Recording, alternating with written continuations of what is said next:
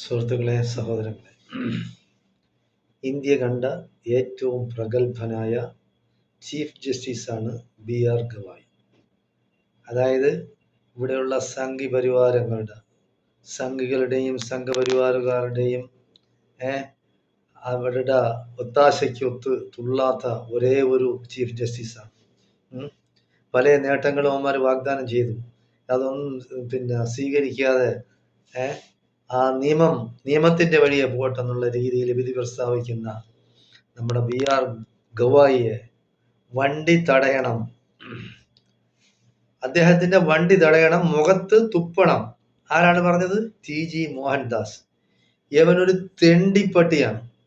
അതായത് തെരുവ് പട്ടി ഉണ്ടല്ലോ, തെരുവ് പട്ടിയുടെയും കഷ്ടമാണ് ഇവന് സംസാരിക്കാനുള്ള ഒരു കട്ടി പോലുമില്ല. അവൻ വിറച്ചാണ് സംസാരിക്കുന്നത്. അതായത് കുഴിയിലേക്ക് കാലിൽ നീട്ടിയിരിക്കുകയാണ്. അവൻ എപ്പോഴായിരുന്നാലും ചാവാൻ സാധ്യതയുണ്ട്, ഏത് സമയവും. അങ്ങനെയുള്ള പറയാണ് ചീഫ് ജസ്റ്റിസ്, ഇന്ത്യയുടെ ചീഫ് ജസ്റ്റിസിന്റെ കാർ തടയണം, മുഖത്ത് തുപ്പണം. നിന്റെ അമ്മയുടെ നായരുണ്ടല്ലോടാ തെണ്ടി, അയാളെ മുഖത്ത് പട്ടിയെ കൊണ്ട് മൂത്രം ഒഴിപ്പിക്കണം. അപ്പോ ശരിയാവും, നീ പഠിക്കും. അതായത് നീ നീ നീ എന്ന ഒരു തെണ്ടിപ്പട്ടി നിന്റെ അമ്മയ്ക്കും അച്ഛനും എന്താണ് ശാപം കേൾക്കുന്നത് ജനങ്ങളിൽ നിന്ന്? എന്തൊക്കെ പറയും? നിന്റെ അമ്മയെ അച്ഛനെ എന്തൊക്കെ പറയും? ഇപ്പൊ ഞാൻ പറയുന്നു, നിന്റെ അച്ഛൻ, നിന്റെ അമ്മയുടെ നായര്, അയാളുടെ മുഖത്ത് പട്ടിയെ കൊണ്ടുപോയി മൂത്രം ഒഴിപ്പിക്കണമെന്നാണ് ഞാൻ പറയുന്നത്. പിന്നെ നീ പറഞ്ഞല്ല, നീ ഇതിങ്ങനെ പറഞ്ഞല്ല. നീ അപ്പോ എറിഞ്ഞ ഷൂസ്, അതായത് ഒരു തെണ്ടിയായ സംഘപരിവാരക്കാരൻ എറിഞ്ഞ ഷൂസ് നിനക്ക് നക്കാനായിട്ട് തരും. കാരണം നീയും നിന്റെ ആൾക്കാരും പണ്ട് ഇംഗ്ലീഷുകാരുടെ ചെരുപ്പ്, ഷൂസ് നക്കികളായിരുന്നു. അങ്ങനെ നക്കി കിട്ടിയ കുറെ സാധനങ്ങളൊക്കെ നിനക്കുണ്ട്.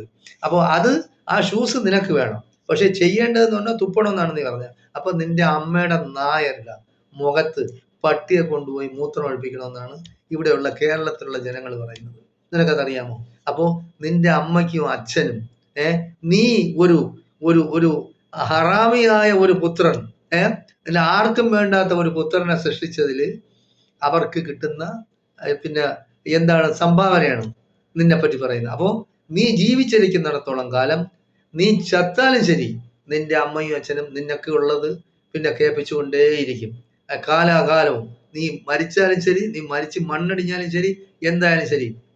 അപ്പൊ നിന്നെ പോലെയുള്ള തെമ്മാടികൾക്ക് ഇവിടെ കേരളം ഭരിക്കുന്ന ഒരു കമ്മ്യൂണിസ്റ്റ് മുഖ്യമന്ത്രിയുണ്ട്. ആ മനുഷ്യൻ വിചാരിച്ചെങ്കിൽ നിന്നെ ഇന്ന് തന്നെ അറസ്റ്റ് ചെയ്ത് ജയിലിലാക്കുമായിരുന്നു. പക്ഷെ എന്ത് ചെയ്യാവും?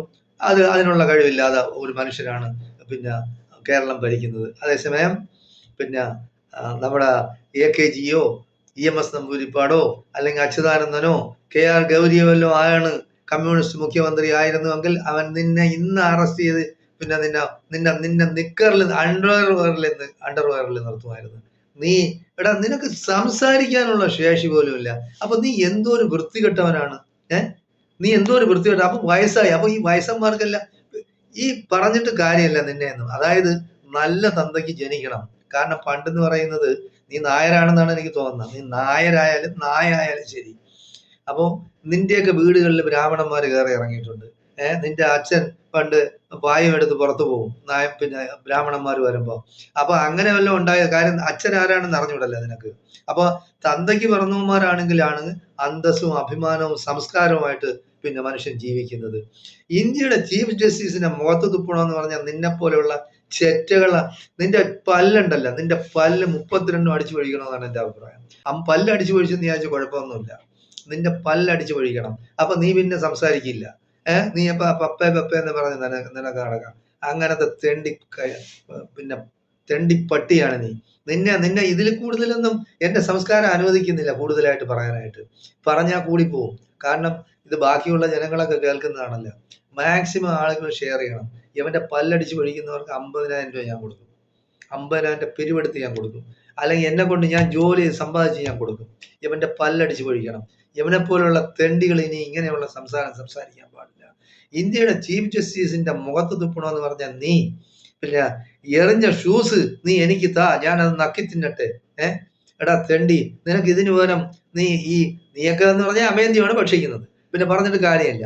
അമേന്ത്യം ഭക്ഷിച്ചു തുടങ്ങിയ മനുഷ്യന്റെ ആ ബുദ്ധിയും പിന്നെ ചിന്ത ശക്തിയും എല്ലാം നഷ്ടപ്പെടും.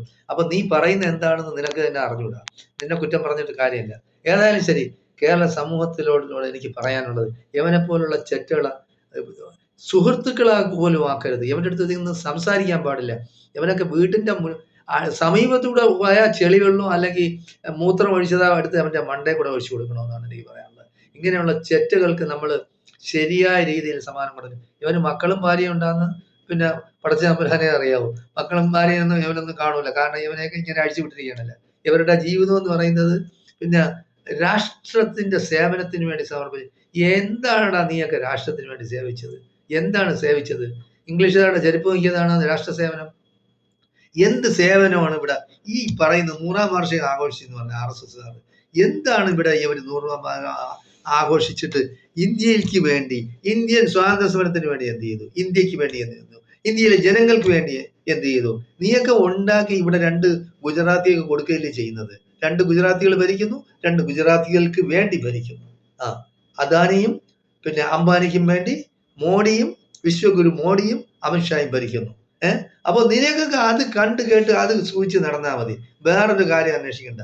എനിക്ക് പറയാനുള്ളത്, കേരളത്തെ നമ്മള് ഇന്ത്യയിലുള്ള ബാക്കിയുള്ള സംസ്ഥാനങ്ങളിലെ ജനങ്ങളിൽ നിന്നൊക്കെ നമ്മൾ വ്യത്യസ്തരാണ്. നമുക്ക് നമ്മുടേതായ സംസ്കാരവും പാരമ്പര്യമുണ്ട്. യവനെ പോലുള്ള ചെറ്റകളെ നമ്മൾ അകറ്റി നിർത്തണമെന്നും യവനെയൊക്കെ സമൂഹത്തിൽ നിന്ന് ഒറ്റപ്പെടുത്തണമെന്നാണ് എനിക്ക് ഇവിടെയുള്ള നമ്മുടെ കേരളത്തിലെ ജനങ്ങളോട് പറയാനുള്ളത്. നന്ദി, നമസ്കാരം. ജയ് ഹിന്ദ്, ജയ് ഭാരത്.